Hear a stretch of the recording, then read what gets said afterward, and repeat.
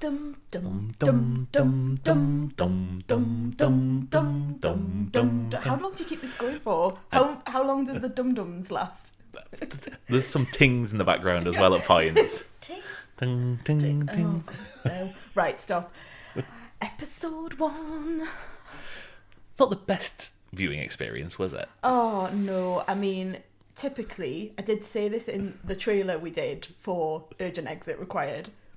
I said, oh, if our son will let us watch it, ha ha ha, ha ha ha. Because he listened, didn't he? Yeah. And he decided to wake up just before Line of Duty started. About 20 minutes before. Yeah. Just when we were getting settled down. Just getting settled. I had my cookies. You had your cookies. We've still got cookies. Oh, well, you might have. Oh, okay. While you were settling there, I might have just had another one. Okay. Well, I've still got a cookie. You've still got a cookie, but we had snack. We were ready to go. I had a rum, you had a beer. It was Line of Duty season 6. And then you woke up. Before we get into the episode, yes. I just want to say, I've spent today, it's like waiting for a big, sporting event to kick off. Yeah. It's kind of like, right, what can we watch? Because we've got 2 hours until Line of Duty. Yeah. And I don't think that the last time we saw a fiction show and waited for its actual, at time of broadcast, Game of Thrones obviously went in at 3 o'clock in the morning and we'd wait until the morning. And that's the closest thing I can think but of. But we would get up really early. And Yeah. Westworld, the series, was it series 1 or series 2 of Westworld? We were getting up. Series 2. We were choosing to get up at 5 in the morning to watch it. What were we on? I think this was life when we getting up at 5 o'clock pre-baby. wasn't a normal a normal occurrence. No, I've been annoying everyone on social media today by going 2 hours till Line of Duty. Who's joining us? Silence and bales of hay rolling past. So, just in case anyone didn't hear the trailer, this is going to be just our instant reaction to the episode 1 of season 6 of Line of Duty. Yeah, I think so. We don't know anything other than what we've read. Now I've avoided all the trailers for this, Me too. so I knew that Kelly MacDonald was the main star, but that's all I knew. Yeah, same here.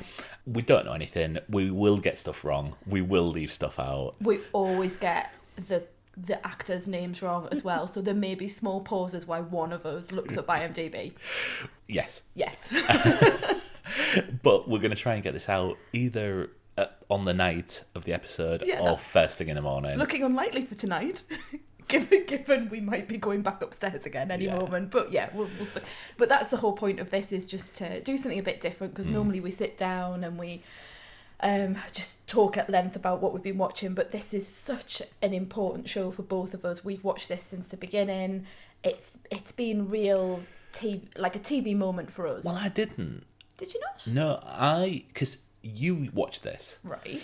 Was first series 2013 or 2012? Don't ask me, love, I never know dates. Yeah. It was before we got together anyway. Mm-hmm. And I remember hearing loads of good stuff. I think it was in it appeared in a list of the best TV shows.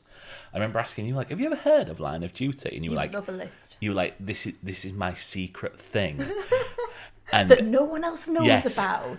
And I remember, the previous seasons must have been at this time of year, because in my time hop each day, 6 years ago, me discovering it and going, Line of Duty is the best British TV show I've ever seen. And it still is. And then it's gradually got more and more popular, and now it seems like a national event today. Well, for me, it was Jed Mercurio, because Jed Mercurio had a show called Bodies that I just absolutely loved. It's not something that I've revisited, but I just thought it was fantastic, and I'd never seen anything like it before. So when his name was attached to Line of Duty, I thought, I'll give it a go. And, the rest is history. So, spoilers for season 6, episode 1. Yeah, absolutely. Major spoilers from the beginning. We are going to spoil everything. I've made a few notes about plot points. Have you now? Should we just go through the story? Mark's just got his phone up in a very professional manner. Go on. So, this season seems to revolve around the murder of Gail Vella, who is a journalist. Mm-hmm. There is a operation into her murder. I think did they call it Operation Vela, or are they just referring to... I don't know, they call themselves MIT, which confuses me because that is a Ivy League university. But it's Murder Investigation Team, isn't it? Yes. We've learnt a lot of acronyms tonight, haven't we? We'll come back to the other one, I think. Yeah. So we meet Jo Davidson, who is Kelly Macdonald's character. She's leading an operation to arrest a suspect in the murder. Yeah, they find out someone's... They get this information right at the beginning saying, we've got a suspect. From a chiz. Which the entire country must have stopped and Googled at once. I haven't looked at Twitter, but seriously, there must be like #chiz going trending. I'm so old. You know what I mean? I mean, I looked it up at the time, and then it was quite amusing. I saw you reach for your phone, and I just turned around and said, "Covert human information source." So essentially, an undercover policeman. Yeah. Or woman. Or woman. Yes, thank you. Keep me right. On the way to the operation, she stops to investigate what she suspects to be an armed robbery. There are questions over how she could have known it was an armed robbery, because she saw... It was an armed robbery, wasn't it? It wasn't like a questionable armed robbery. It actually was. It did turn out to be. But she drove past a street and there was a van opposite a Buc-ee's, and she's like, I think that's an armed robbery. Something's happening there. Yeah. Eventually, that is stopped, and they carry on to arrest the suspect, who is Terry, who we know from season 5. He is the learning disabled man who has links to the organised crime organisation. Yeah. I think, is he the one whose Jackie Laverty's head was in his freezer last season? Oh, and they make a mention of the freezer as well later on, going on your appliance has been removed. Yeah. Like, they're using really weird... The terminology this episode was really interesting. Like, as a lawyer, I was, you're over-analysing everything everyone says. And they really have this very precise way of speaking. Instead of just saying, like, was your fridge moved? They talk about the appliance being removed. It's, very strange. They question Terry, which I think invokes, certainly, for me, the memory of Making a Murderer. They have to be very careful about what they're saying, and they are saying, like, initially gives a false name, and there are questions about whether he was just leaned on and had to give a name, which he because did. he was asked, he was given a name, and then it was like a yes or no, rather than saying, what is your name? Yeah. You know. A member of the team, Farida, reports Jo to AC-12. This investigation is complicated by the fact that since last season, Kate has joined the murder investigation team. Yeah. Oh, Kate. Yes. The Chiz, they need more information from the Chiz to help investigate Terry, but the Chiz is found dead. Dun dun dun. Did he? Blake was being a Blake at the time. And did he fall off a building? They said that he had fallen from a great height. Yes. Yeah. And then the whole idea was that he died, and they could have saved him, and clearly there were issues with the investigation. Yes. Jo has a conversation during the discussion with her superintendent, who I said the first time he turned up, have we seen him before? And I was like, no, we don't know him. Yeah, definitely has. Right. Because he's the guy who took over the investigation from Roz Huntley in season 4. And they do mention Roz Huntley because Farida was in her team originally. Oh, was she? Yeah, that's what they said partway through. Because I knew as soon as Farida came up, I was like, why do I know her? And then when she goes to see Steve and reports Jo to Steve, he then goes and talks to Ted, lovely Ted, and sort of makes all the connections and talks about like Tandy Newton. But obviously not Tandy Newton. I totally missed that. But so then that's where she's from. But when Jo's having conversations with Buckles, she mentions, we want this to go the way we want this to go. With a door closed, all the police officers turn around to stare at the door being closed. So there is obviously some connection there. They are making it out as if they are in cahoots. I'm not entirely convinced about that, hon. Okay. I'm not entirely convinced about that at all. I think it's played really ambiguously all the way through. I think that was her leaning on him and saying, if we're going to get this, if we're going to sort this out. That's not the way I took it at all. Oh, right, okay. I thought it was ambiguous, but in a way where it looks like they know something or have ulterior motives. I think he just looks incompetent. I don't think he looks like he knows anything else. And that's how it's been played all the way through. This is how it is, isn't it? Yeah. But there'll be a reason why that actor was hired for this. Yeah, of course. Yeah. I mean, there's a reason everyone's in, isn't it? Yeah. There's a lot of connection with the other series. AC-12 decide to investigate based on the death of the Cheers. Inquiry authorised. If I hadn't have named the podcast Urgent Exit Required, I think I might have changed it to Inquiry Authorised, because when he says it, I think there was a collective sort of clapping round the nation, because Ted just giving the rubber stamp and Steve getting back on the track and like having something to go for. Yeah, dead exciting.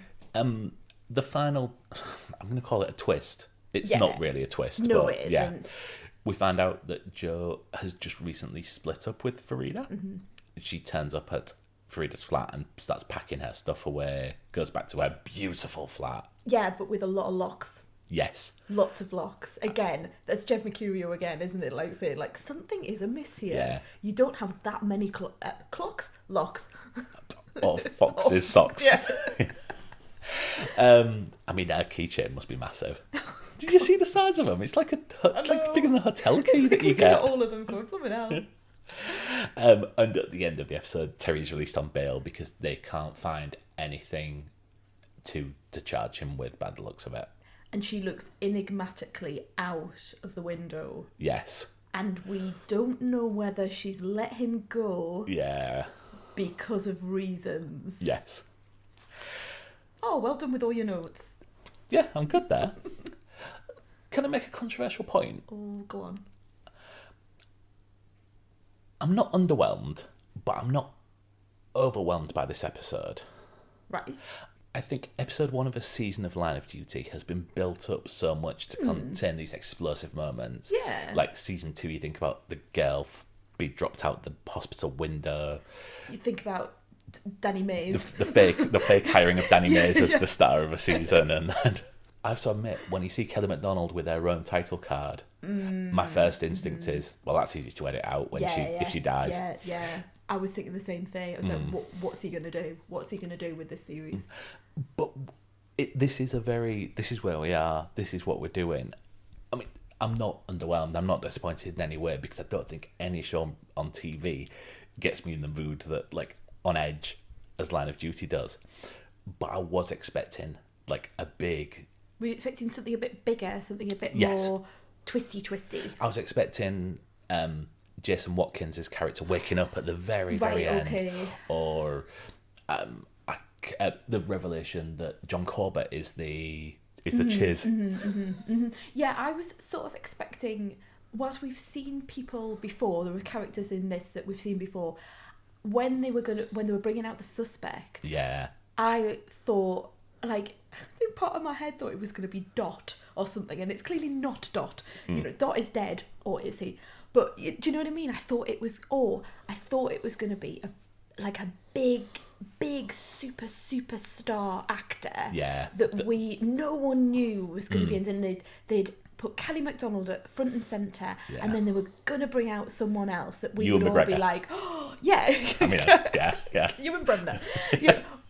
That's what I was thinking. And then when Terry came out, I was like, oh, right, we're going down this path. And like you say, you're not disappointed. I'm not disappointed or underwhelmed at all. I think this has real vibes of the Lindsay Denton affair, where there's someone who probably is fundamentally a good person, but is being taken down a path. I don't believe that Jo... What's her surname? Can you remember? Yes. Okay, she says, getting his phone. Davidson. So I don't think that Jo Davidson is completely innocent in all of this. Even though Mercurio's taken us up and down, isn't he? I think there's just too much in there that doesn't ring true. I think you've got this lovely line with Farida, which, you know, is she the woman scorned? We always have that, don't we, as women? Yes. There's a woman scorned, there's a hysterical woman, and they're going to make up all of these things. But maybe she does know things about her former partner that, you know, she's saying you don't know what she's capable of. Well, we don't know. We've not been involved in that relationship. And because you're going back to Jo's flat, and seeing all of those locks, you think, okay, what is going on here? So it just has the vibe to me of that series. I don't know whether it was because with the Lindsay Denton affair, it started off where she was in the car, she was doing her police work in the car, and then things went awry, and you found out her sort of involvement in all of that. And I think because Jo's in this convoy, obviously with Fleming and with Farida and all of her other work colleagues, and then she spots this, would-be robbery. It just felt not similar in a bad way, but similar in okay, we've seen people in a compromised position like this before. Very different to a Ros Huntley, I think. Yes. Where she's like trying to cut off people's body parts. No, she's not. Jason Watkins is trying to cut off her body parts. Sorry. Yes. It's very late. Yeah. But yeah, it just has that vibe about it, and I loved those series, and I loved the Lindsay Denton affair. I think that's the best season. Yeah. Maybe season 3. Anyway. Yeah. Yeah.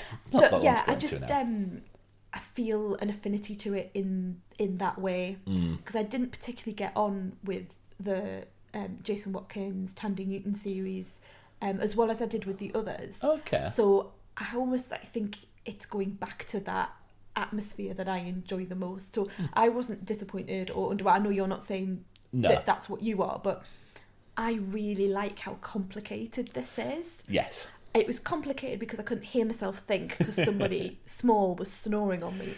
But it was complicated in a way that I was like constantly thinking, I'm going to have to ask you what's going on. I'm going to have to ask you to pause. And I didn't want to pause, and I want to watch it again. Yeah. And I will watch it again. So 2 new characters that we haven't mentioned so far. There is Chloe. Right, Chloe, who works with Steve. Yes. Right, okay. With curly hair. Curly hair, yeah. I mean, Steve's got history, hasn't he? Oh, no. Steve. He also appears to have a beautiful girl who he's at least on friendly terms with. Yeah, who's been made up because he said she's meant to call him... He's meant to call her Mom. And then she said, I've split up with Luke. I didn't know whether that was meant to be a recasting of his ex-partner. Do you know who I mean? I know what you mean. And I thought, is this a... But I didn't think that would be something they went down the pathway. But I would be very surprised. Yeah, I would be. And I don't want to look it up. Yeah. But yeah, clearly some sort of history there, and he's looking to join whatever team she's in. Yeah. And obviously Chloe appears to be making waves at AC12. She's doing really Ted well. mentions that he should get her involved. She's doing well. But my favourite character in this Go on. is his name on IMDb is listed as Lomax. Lomax? He is Joe Davidson's I guess he works for Joe Davidson. Oh, the guy who I will all the way through this refer to as Doc Jr. He's got the Lancashire accent. Yeah. He's got the similar hair colour. Yeah. You know, He's at got one the point I similar did think face. it was him. Yeah. You're totally right. Yeah. At one point, because when, in between Small Crying Child, I looked up and I thought, is that Dot? Yeah. He's not the caddy, but he might be like the guy who works at the club shop or something like that. Works at the bar.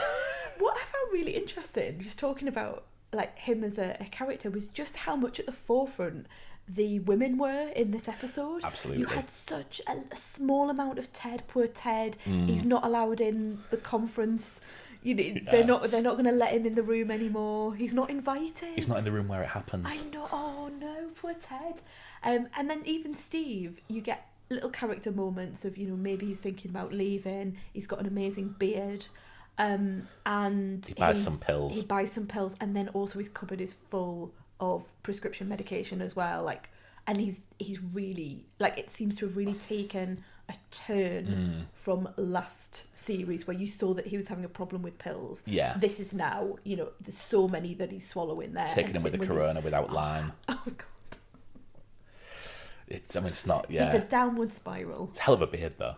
It is. It's a brilliant beard. And also, Martin Compton lives in Las Vegas, so I I'm know. massively jealous. We will mention this probably every week, but we're slightly in love with Las Vegas, and therefore, because Martin Compton lives there, we're in love with him too. Yes. And we want to kind of live next door to him, but not in a stalkery way. So, have you got any theories? Because you're really good with theories.